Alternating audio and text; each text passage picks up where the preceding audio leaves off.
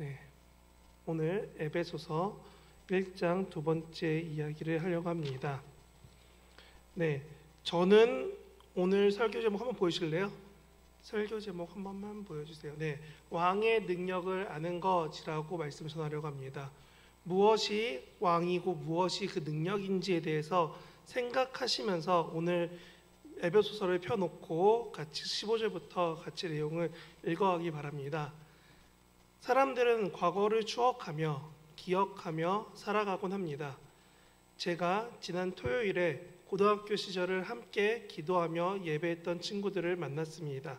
그런데 그때에 대한 기억과 함께 그 시절에 함께 기도했던 제 기억이 한편으로는 떠오르는 것 같은데 한편으로는 좀 뿌옇더라고요.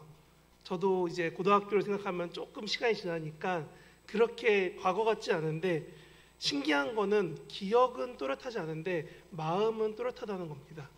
내가 지금 그 친구들을 만난 친구도 있고 못 만난 친구들도 있지만 그들을 향해서 기도할 때 내 마음에 이들의 어떠함이, 이들의 지금 기도 제목이 진짜 됐으면 좋겠다라는 저에게 흘러가는 마음들이 어쩌면 우리가 기도할 때 가져야 하는 마음이 아닐까 합니다.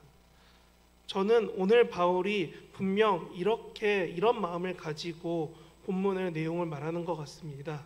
주 안에서 너희의 소식을 듣고 너희를 위하여 기도하고 있는 나 바울이다 라고 15절부터 이야기하고 있습니다.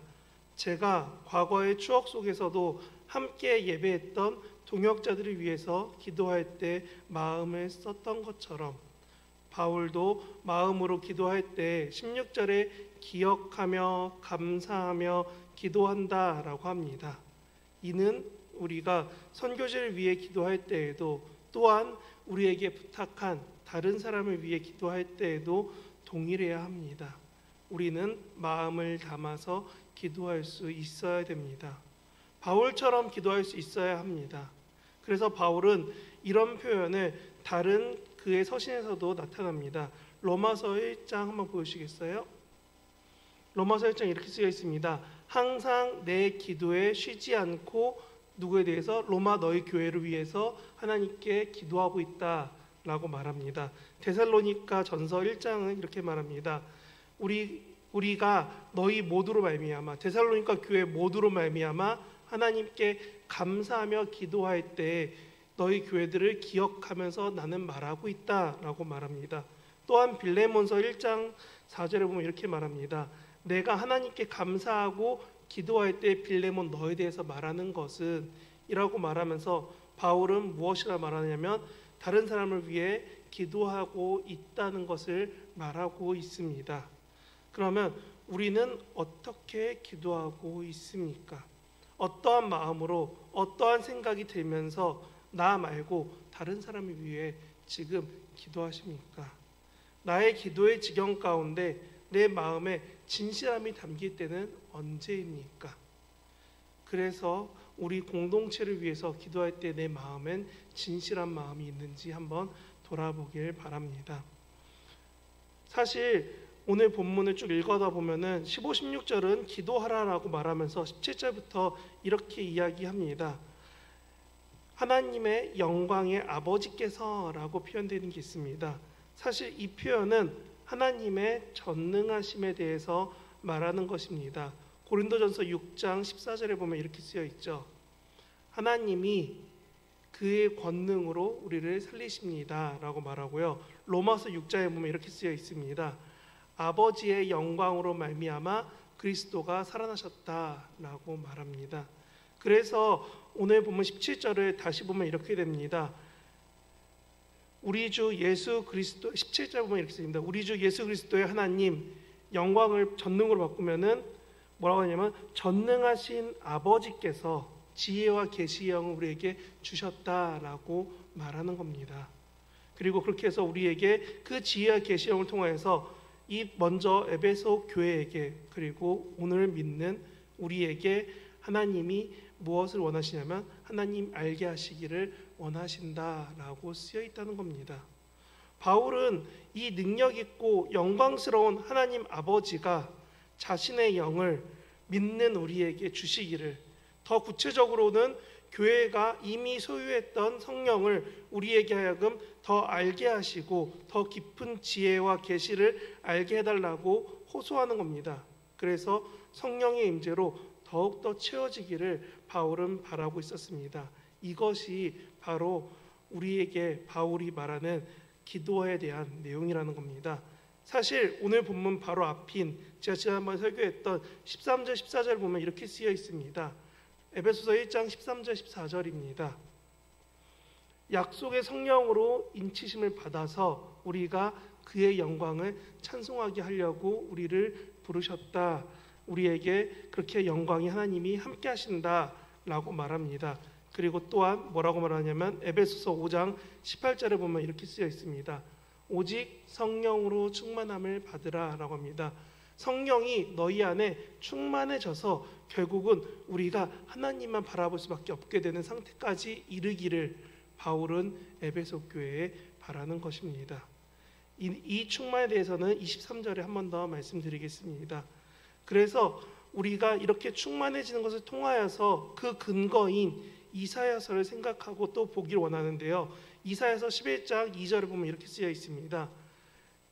여호와의 영, 지혜와 총명의 영이요 모략과 재능의 영이요 지식과 여호와를 경외하는 지혜의 영이 그 우리 위에 강림하실 것이다 라는 것을 무엇으로 읽냐면 이게 예수님이 직접 행하신 우리 가운데 전하신 성령님에 대한 내용이구나 라는 것을 알아야 된다는 겁니다.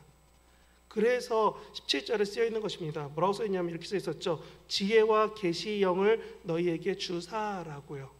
하나님이 그렇게 하실 것이라고 믿고 기대하고 바라는 바울이 우리에게 똑같이 말합니다. 뭐라고요? 성령을 꼭 갖고 살아가라고요. 13절 14절에 말했던 성령을 인치시고 성령으로 충만해져서 결국은 우리가 여기서 말하는 성령, 요한복음에 말하는 보혜사 성령을 더욱더 알고 살아가기를 바울은 원했습니다. 그래서 18절에 이렇게 말하죠. 너희의 마음의 눈을 밝히사라고요. 이 눈이 밝혀진다는 것은 앞선 17절까지 내용들이 너희들 가운데 이루어져서 너희가 눈이 밝아지는 것처럼 어두운 가운데서 나오라는 겁니다. 베드로전서 2장 9절에 이렇게 쓰여 있지요. 너희를 어두운 데서 불러내어 그의 기이한 빛에 들어가게 하신 이. 여기서 잘 보시면 이렇게 써 있습니다. 우리가 너희가 어디 있었냐면 어두운 데 있었습니다. 그리고 거기서 눈이 밝아져서 우리로 하여금 빛 가운데 들어가게 옮기신 하나님이 계시다는 것입니다. 그래서 바울은 뭐라고 하냐면 이렇게 말합니다. 그들의 총명이 어두워지고 생명에서 떠나 있던 사람들이라고 에베소 4장에 말하는 겁니다. 우리가 이 18절에 말하는 눈이 밝혀진다는 것은 이런 어두운 하나님의 떠났던 삶에서 다시금 눈이 밝혀지고 하나님의 생명으로 돌아오게 되는 삶을 살아가게 하나님이 만드실 것이고 그게 바로 눈이 밝아진 사람들이라는 겁니다. 그리고 이런 사람들에게 무엇이 있냐면 소망이 있다라고 말합니다. 에베소서 4장에 이렇게 쓰여 있지요. 너희가 부르심의 한 소망 안에서 부르심을 받았느니라. 우리를 지금 부르셨습니다. 지극히 높으신 주가 우리를 위해 죽으시고 우리를 하여금 예수 그리스도의 이름으로 불러서 이 교회에 모이게 하셨습니다. 그리고 뭐라고 하시냐면 에베소서 2장에 이렇게 말씀하시죠. 어디서 불렀냐면 너희가 그리스도 밖에 있을 때 그 세상에서는 소망도 없고 하나님도 없었다라고 합니다. 아까 가사 혹시 기억나시는지 모르겠는데요. 이렇게 시작합니다. 소망 없고 빛도 없는 어두운 세상에 하나님이 사랑하사 우리에게 오셨네라고요. 저는 그래서 찬양팀에게 부탁했었습니다. 이 가사의 고백이 부르기 어렵더라도 이 고백이 우리 가운데 진실하게 고백되기 원합니다. 무엇이냐면 하나님이 우리에게 소망 없던 우리에게 소망이 되어주십니다. 어떤 소망이냐? 예수님처럼 죽음에서 승리할 수 있도록 우리가 고통과 어려움과 어두움 속에서 다시금 빛 가운데로 옮기실 하나님의 승리를 바라보는 소망. 그 복음이 바울이 전하는 그 진리의 복음이 예수 그리스도가 부활하신 것처럼 우리에게도 이루어지기를 원하셨습니다. 그게 바로 바울이 원했던 우리 가운데 부르심의 소망이라는 겁니다.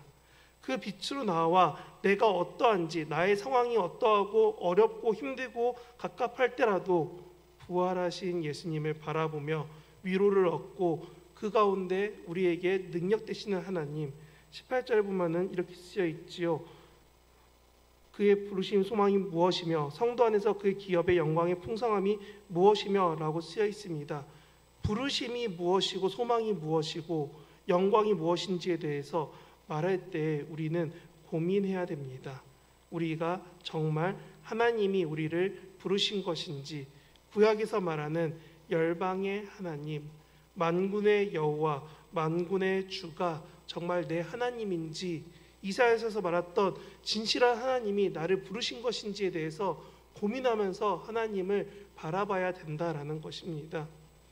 세상의 왕이신 하나님이, 열방의 그 하나님이 우리를 위해 예수 그리스도를 예수 안에서 부르셔서 우리로 하여금 그 빛 가운데, 그 영광 가운데, 소망 가운데 살게 하십니다. 그렇게 부르셨습니다. 그럴 때 우리가 기억해야 될 것이 우리는 어떠한 기업의 풍성함이냐입니다. 18절에 기업의 풍성함을 우리는 종종 이렇게 생각합니다. 내가 부족함 없이 풍족하게 살면은 될 거야. 그게 하나님의 풍성함이야. 처럼 살아갑니다. 그런데 신명기 9장에는 이렇게 쓰여 있더라고요. 그들은 주의 크신 능력과 표심팔로 인도하여 내신 주의 백성 곧 주의 기업이었소이다 하였노라. 아멘. 성도 안에서 그 기업은 하나님이 자녀 삼으시고 부르시고 자신의 소유 삼은 백성이라는 겁니다. 그래서 14절에 우리의 기업의 보증이 되시는 것도 당연히 하나님의 소유이기 때문에 하나님이 보증해 주십니다. 누구라고요? 얘는 내 자녀고 내가 자녀 삼았고 내가 사랑하는 자이다 라고 하나님이 말씀해 주시는 겁니다. 그렇기 때문에 우리가 하나님의 기업으로 하나님 안에 있기 때문에 가지가 그 열매를 맺는 것처럼 우리는 풍성해질 수밖에 없게 됩니다.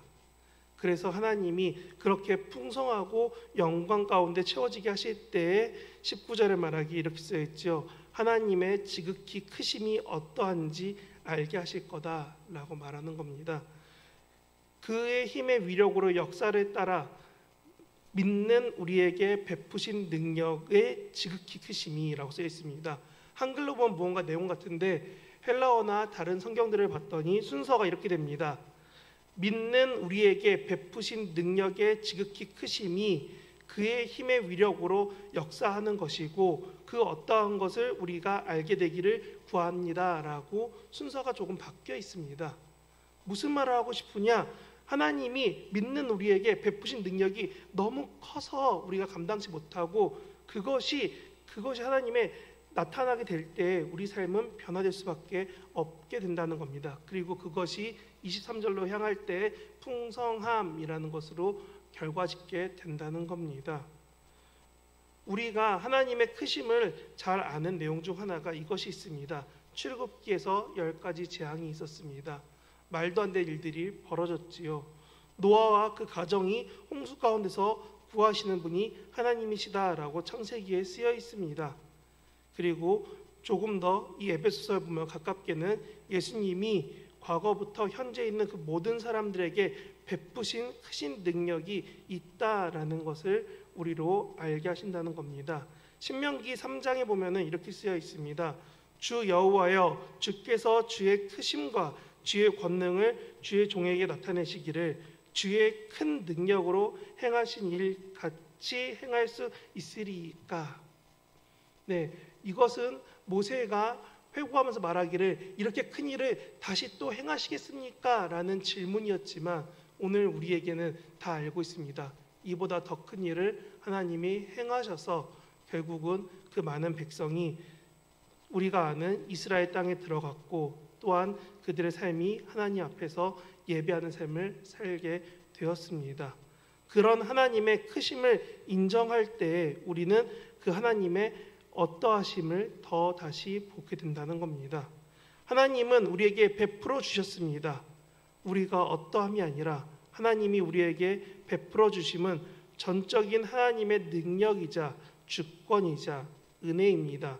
전적인 은혜이기에 우리는 그 은혜를 따라가는 겁니다. 그리고 구원이 선물이라는 말도 이래서 은혜라고 말하는 겁니다.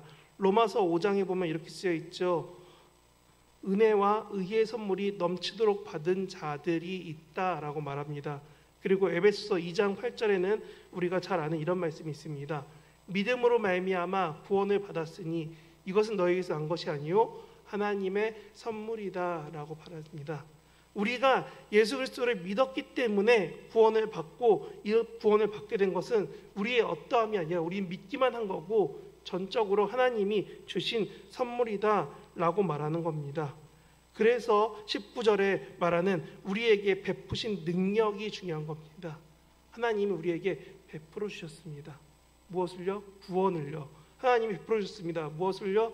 우리에게 사랑하고 죽음을 이길 수 있는 소망을 허락하셨습니다. 단지 한 가지만 요구하셨죠.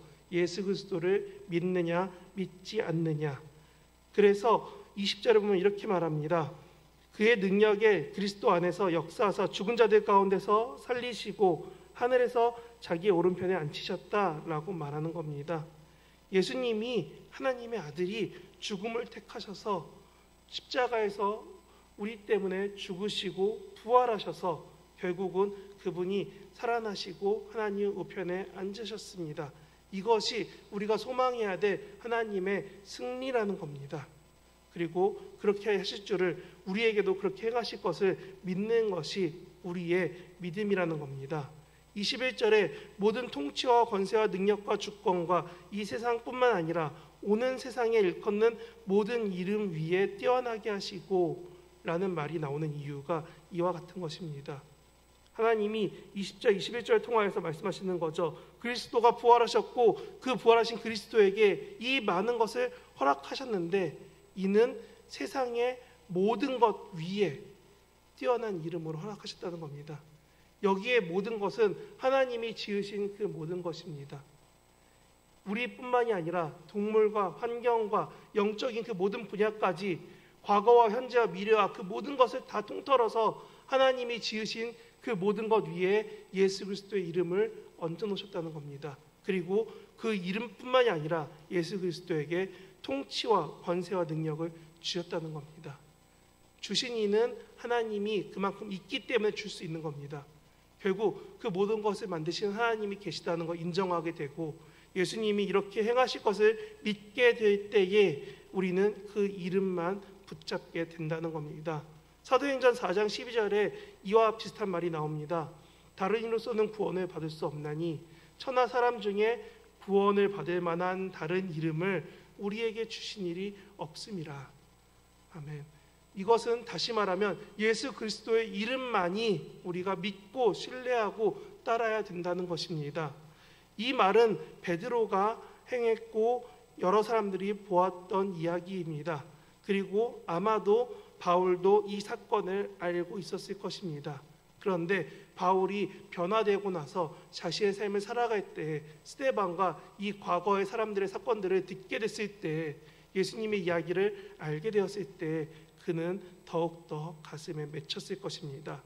그래서 그는 선교 가운데 힘들고 어려운 그 상황 가운데서도 이 이름, 다른 이름이 아닌 예수 그리스도 이름을 붙잡고 오늘 말씀처럼 그 모든 것 위에 뛰어나게 하신 예수 그리스도만 바라보며 살아가고 전파했던 것입니다.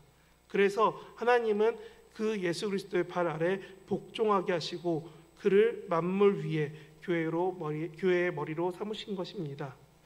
다른 역본은 이렇게 말합니다. 그리스도를 세상 모든 것 위에 머리로 삼으셔서 교회에게 주셨습니다 라고도 말합니다. 무슨 말을 하고 싶은 거냐? 교회가 세상 위에 있는 것이 아니라 그리스도가 세상을 통치하시는데 그분이 교회의 머리이시기 때문에 우리가 세상 가운데서 승리할 수 있다는 겁니다. 우리가 어떠함 때문에 세상에서 이기고 세상에서 잘 나가고 세상에서 부를 누리고 풍족해지는 것이 아니라 그리스도를 믿고 있기 때문에 붙잡고 살아가고 있기 때문에 우리가 그 교회가 세상 가운데서 빛을 발하고 살아갈 수 있게 되는 것입니다. 결국 우리는 그런 통치자로서 하나님을 바라보는가, 믿고 있는가, 아니면 그저 그냥 교회에 오는가에 대해서 고민해야 됩니다. 세상의 모든 부분, 하나님이 지으신 모든 부분에는 우리가 말하는 죄로 넘어뜨리는 악한 영역들까지 모두 포함됩니다. 그런데 21절에 22절에 그렇게 쓰여 있죠. 하나님이 그것을 발 아래 두셨다고요. 무슨 말이냐? 우리가 그것들에게 지지 않을 수 있도록 담대하게 하나님이 대항할 수 있도록 하셨다는 겁니다. 결국 예수의 이름 앞에, 그를 믿는 모든 자 앞에 무력해지는 가장 큰 이유는 그들을 복종시키시는 하나님의 능력이 그리스도에게 있고 우리는 그 그리스도를 붙잡고 나아가는 교회라는 겁니다. 그래서 23절에 말합니다. 교회는 그의 몸이니 만물 안에서 만물을 충만하게 하시는 이의 충만이다 라고 말합니다. 이 충만에 대해서 구약에서는 이렇게 말합니다. 역대하 7장에 보면 이렇게 쓰여 있지요. 여호와의 영광이 그의 성전에 가득하니. 에스겔 44장에 보면 이렇게 쓰여 있습니다. 여호와의 영광이 여호와의 성전에 가득한지라. 에스겔 43장에 보면 이렇게 쓰여 있습니다. 여호와의 영광이 성전에 가득하더라. 이사야 6장 1절에 이렇게 쓰여 있습니다. 주의 옷자락이 성전에 가득하였다라고요. 제가 지금 일부러 빨간색으로 썼습니다. 가득하고 가득하고 가득했다고 합니다. 이것이 헬라어로 번역되었을 때 우리가 읽는 충만입니다. 제가 어릴 때 이렇게 들었습니다. 충만이 뭐냐 하면 목욕탕 안에 우리 몸이 잠기는 것처럼, 물속에 들어갔을 때 우리가 완전히 잠기게 되는 것처럼 하나님의 능력으로 우리가 완전히 덮어지는 것, 공기가 우리를 감싸듯이 하나님의 영광만으로 가득해지는 것이 충만이다 라고 말했습니다. 물속에 들어가서 우리가 숨을 못 쉬게 됐을 때 물이 우리를 둘러싸는 것처럼 하나님이 우리를 온전히 감싸게 되는 게 충만입니다. 그런데 우리가 그리스도 안에서 그리스도로 인하여 충만해진다는 겁니다. 무엇을 충만하게 하느냐? 그리스도를 믿는 소망이 세상에 증거되도록, 빛이 되도록, 살아가게 되도록 충만하게 하십니다. 그런데 여기에 중요한 게 뭐냐면 하나님이 우리 교회를 그리스도로 충만하게 하시고 그리스도는 교회를 통해 세상을 완전히 충만하게 하십니다. 그리스도는 하나님으로 말미암아 완전히 충만하게 됩니다. 그리스도는 하나님과 관계를 통하여서 필요한 모든 것을 하나님께 지속적으로 공급받습니다. 그래서 복음서에 이렇게 말하죠. 내가 아버지께로 온 것을 너희가 알았더라면. 우리는 이렇게 추구해야 됩니다. 교회의 머리가 예수님이시고 교회는 그리스도의 몸이 되어야 되고 세상에서 그리스도를 온전히 증거하려고 가득히 노력할 때에 정말 힘들지만 어렵지만 정말 어두운 가운데 있는 것처럼 갑갑하지만 그 삶에서 우리가 그리스도인으로 살아갈 때에 세상이 우리로 인해 그리스도의 은혜가, 사랑이 충만해진다는 겁니다. 그것이 우리가 세상에서 빛되고 증거되고 살아가게 되는 충만이라는 겁니다. 교회가 세상에서 충만해짐은 복음의 선포와 하나님의 나라를 드러내며 살아가는 것, 하박국이 말하는 마지막 때에 이루어질 일을 우리가 바라보는 것입니다. 하박국서 2장 14절에 이렇게 쓰여 있지요. 물이 바다를 덮음같이 여호와의 영광을 인정하는 것이 어디에요? 세상에 가득해집니다. 우리가 그리스도인으로 살아가기 때문에 세상 사람들이 다 알게 됩니다. 아, 하나님이 정말 세상을 사랑하시는구나라고요. 시편 72편에 이렇게 쓰여 있습니다. 그 영광스러운 이름을 영원히 찬송할지어다. 온 땅에 그의 영광이 충만할지어다. 아멘. 우리는 하나님의 택하심 받은 자녀로서 하나님을 바라보며 하나님이 그리스도를 어떻게 교회의, 세상의 통치자로 세우시는지 인정할 수밖에 없게 된다는 겁니다. 고린도후서 4장에 보면은 이렇게 쓰여 있습니다. 바울이 너무 힘들어서 이런 말을 하지요. 우리가 사방으로 우겨쌈을 당하여도 쌓이지 아니하며 답답한 일을 당하여도 낙심하지 아니하며 라고 쓰여 있습니다. 바울이 복음을 전하며 살고 있는데 너무 힘들고 어렵고 주변이 다 괴롭게 하니까 마치 우리 표현대로 하면 사방팔방이 다 막혀 있고 다 내 적밖에 없다는 겁니다. 그리스도로 충만해야 되는데 주변에 내 원수와 날 힘들게 하는 사람들이 가득해져 버렸다는 겁니다. 그런데 그 상황 가운데서 낙심하지 않게 되는 것은 아까 말했던 소망이 되는, 부활이 되는, 다른 모든 이름 위에 뛰어난 그 이름을 붙잡고 살게 하셨기 때문입니다. 바울이 전도의 삶이 어려울 때 이렇게 말했던 것처럼 우리는 에베소 교회를 향한 바울의 마음을 기억해야 됩니다. 사도행전에서 목사님이 열심히 설교하시는 이 사도행전 읽을 때 보셨던 것처럼 바울이 3년어를 이 에베소에 있는 두란노 서원에서 열심히 가르쳤습니다. 교회를 세우고 장로를 세우고 다 했는데 그들의 소식이 바울한테 얼만큼 기쁨이고 얼만큼 간절함이고 얼만큼 와닿는 이야기였을까요? 그래서 바울이 진실하게 마음을 써서 고린도 교회를 위해 기도한 것입니다. 그래서 저는 오늘 본문처럼 하나님이 왕 되심을, 그 능력을 우리가 알아야 된다라고 말하는 겁니다. 하나님의 왕 되신 능력, 세상의 통치자 되신 그 하나님이, 세상에서 모든 것 위에 계신 하나님이 그 하나님 아래에 예수님을 두시고 예수님에게 그 모든 통치와 권세와 능력을 주신 다음에 그 세상 모든 것보다 뛰어난 이름을 주셨습니다. 그리고 그 어느 것도 이기지 못할 하나님의 강력하심을 우리에게 믿을 수 있도록 허락하셨습니다. 그러면 우리는 그 부르심 가운데, 그 영광스러운 통치 가운데, 세상 가운데 살아가면서 우리도 충만하게 살아가야 되는 겁니다. 이를 위한 첫 번째는 무엇이냐? 우리가 그 부르심의 작은 계획 가운데 응답하는 것입니다. 하나님이 오늘 저와 여러분을 이곳으로 부르셨습니다. 그래서 아까 부르신 것처럼 찬양하게 하셨죠. 예수 이름이 어떠한지, 예수님이 얼만큼 우리에게 위대한지, 그분이 죽으시고 부활하셔서 우리 가운데 어떻게 나타나셨는지 기도하게 하셨습니다.